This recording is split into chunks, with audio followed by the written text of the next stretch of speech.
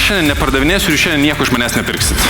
Galima, kad mes šiandien šiaip pasikalbėtumėm. 3, 2, 1, go! Sakom, pardavimų formulė virto į roko festivalį. Žiūrėk, čia food truckai lauke, ten žmonių minė, visi laimingi, patenkinti. Vaibas tiesiog nuostabus. Man asmeniškai pardavimų formulė tai kaip Oskaro įteikimas man kaip lektoriai už praeitų metų rezultatus. The one magical bullet that you can have if you work in sales is to ask more questions and listen, not to respond but to understand. So can you increase your ability to get more meetings? Can you increase your ability at those meetings to present and persuade better? Aš galvoju, kad tai yra fantastiškiausias, globaliausias renginys Lietuvoje skirtas pardavimams.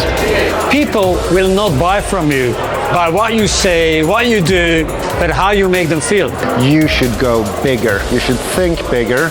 And self-learning is always learning new things, like being at a conference here in Vilnius. Kiekvienas pardavėjas turi mokėti klausyti. Kuo pardavimų formulė yra žavus renginys, kiekvienas iš mūsų ateiname čia pasiklausyti ir būti gerais ir dar geresniais pardavėjais.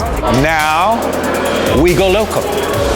The more local, the better. Metai iš metų toks laukiamas pardavėjų didžiausias turbūt susibūrimas, kur tikrai smalsu ateiti, susitikti, susipažinti, pamatyti galbūt tos pačius veidus ir naujus veidus.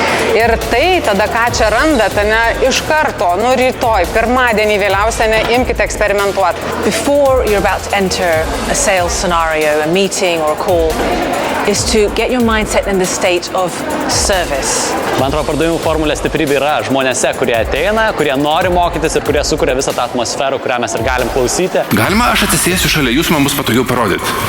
Žinot, kas įvyksta dabar? Vilma negali į mane nekreipti dėmesio.